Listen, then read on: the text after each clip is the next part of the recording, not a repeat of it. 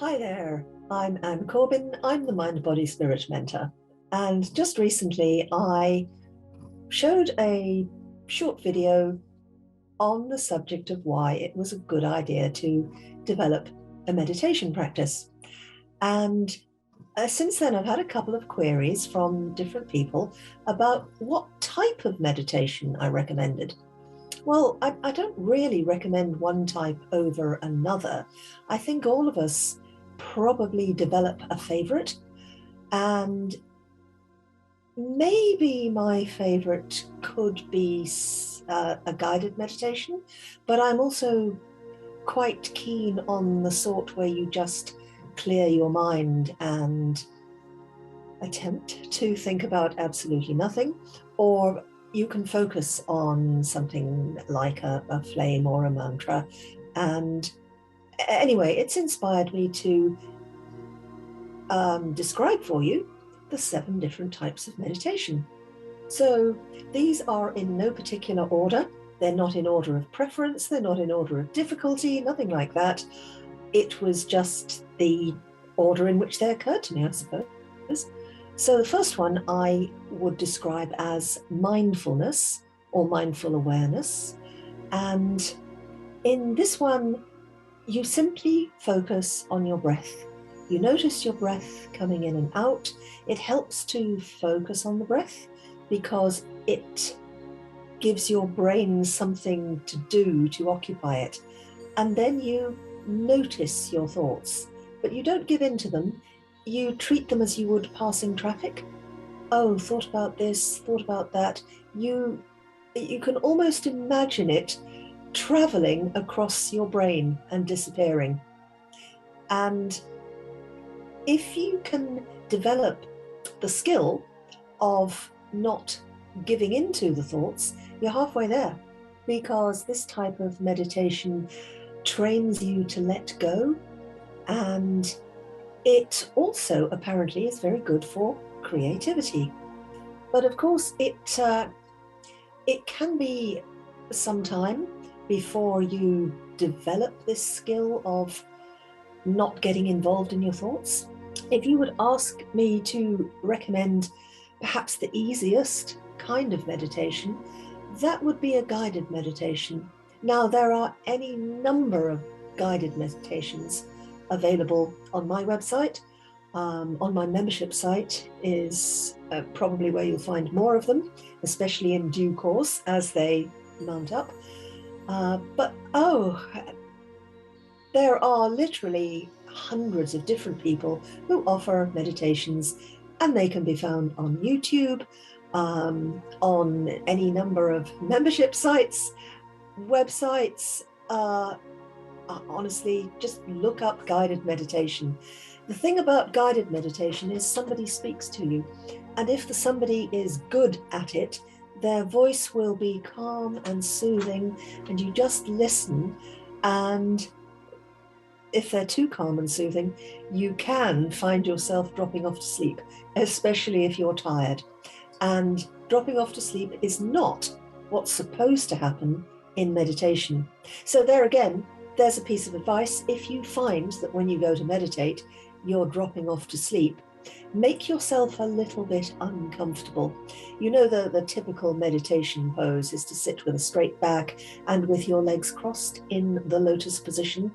Now, some people find that pretty uncomfortable. I, for one, find it pretty uncomfortable. So if I've assumed that position, there is no way I'm going to fall asleep.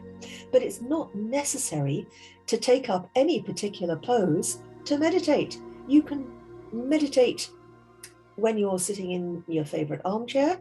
You probably will have quite a lot of success with meditating if you just position yourself in a straight back chair with both feet on the floor. It's always good to do that for grounding, and keep your back straight.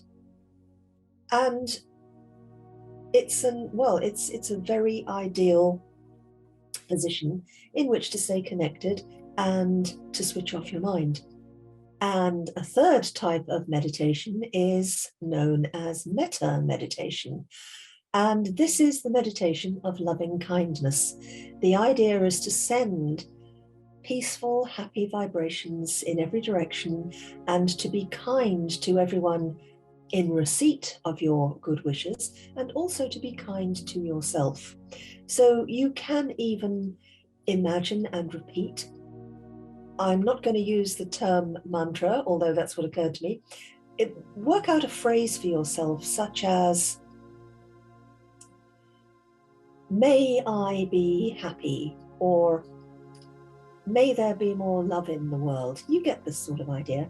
Just make up something that you're comfortable with and repeat it over and over as you think happy and loving thoughts.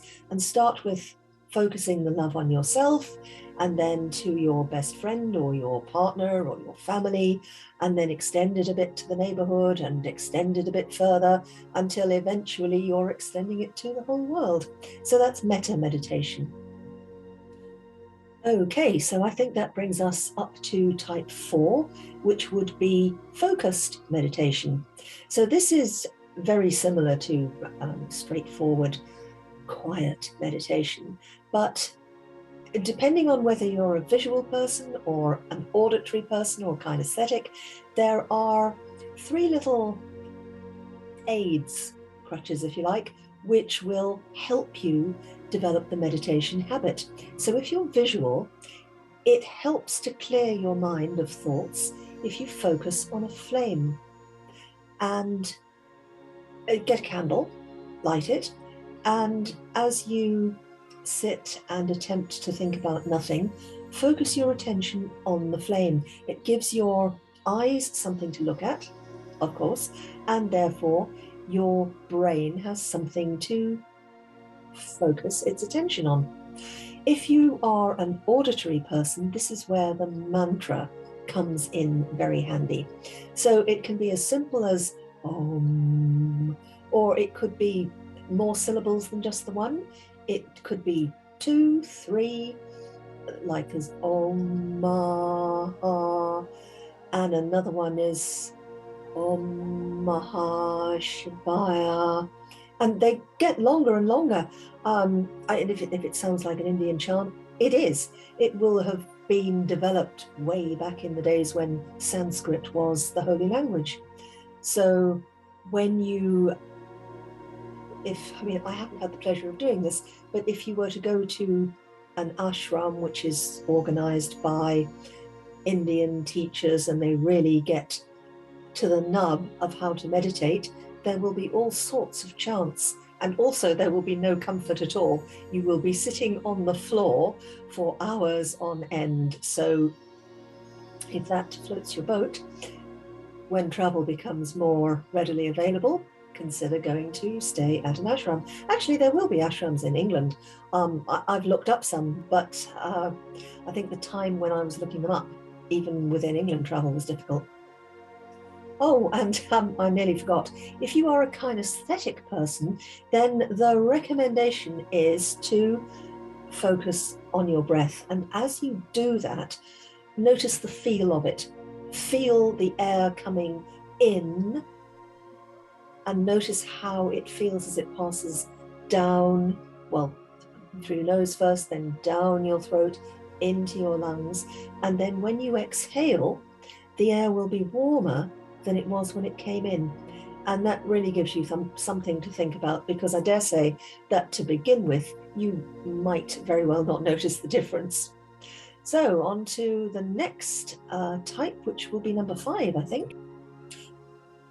Yes, number 5. Number 5 is the official description of a mantra meditation. And when I mentioned mantras in connection with sound, in the last little section, when I was speaking about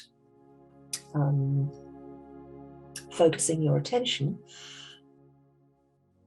I was talking about the Sanskrit language, but of course there's no need to go into Sanskrit. You can just as well use your mother tongue and essentially pick an affirmation that you want to focus on, make it positive and make it in the present tense. For example, I am happy and fulfilled with my job, or I am totally happy with my family and my pets. Well, it's something that you're aspiring to, but don't state it as though it's not yet happened, that it's a goal that you want it to be in the future, because the whole intention is to impress upon your brain that this is real. This is how thoughts become things. So meditation type number 6 is pranayama. Now, when you hear this word prana, you know it has something to do with the breath.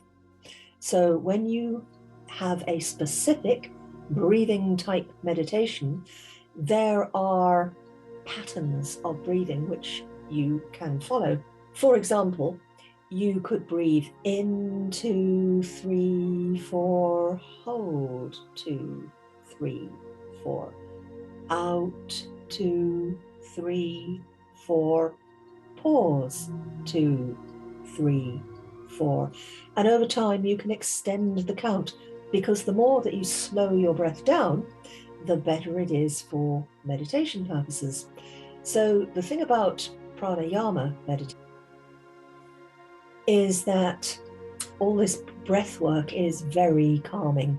So it can lower blood pressure. You can use it to help you get to sleep. It's very, very good. It's much better than counting sheep. Count your breathing in and out. It's a form of meditation, although of course we shouldn't use meditation to get to sleep, but it is a pretty good method to use. So if you have trouble sleeping, you could give that a try. And then finally, there is movement meditation. And you could say this has been specially designed or agreed upon for those people who have a hard time sitting still. So you could do a movement meditation while you're doing the chores, while you are just, for example, doing the dishes or doing the vacuuming or whatever chores are a flavor of the day. You could meditate when you're out walking, whether you're on your own or with the dog, but not with your friends, because it's probably not very social. But while you are walking, you could focus on your feet and notice the touch or the pressure from the ground as you put one foot in front of the other. In fact, this is quite interesting and almost a little bit worrying. You may have noticed sometimes when you're driving, your mind actually flips into a meditative mode, and suddenly you kind of wake up and you realize that you're further along in your journey and you don't remember passing certain places. I mean, it's happened to me before and it's a little bit concerning. I just trust that I'm paying enough attention to whatever else is going on the road that it's a kind of a waking, well, it's a flow state actually. Flow is a special kind of meditation. So this movement meditation is one of the practices that you can use if you're aspiring to get into the flow state. And I talk about flow state in my book, The Mind, Body, Spirit Mentor. I don't go into any great detail. If you want detail, you need to read Stealing Fire or something like that. That's Stephen Kotler and Jamie Wheel. It's a brilliant book. I do recommend it. It's much, much, much, much, much more in-depth than my book is, though. So there we have it, 7 different types of meditation. So take your pick. You're just about bound to find one that suits, especially if you are determined to establish a meditation practice. And again, I say, I do recommend it. Meditation has all sorts of benefits.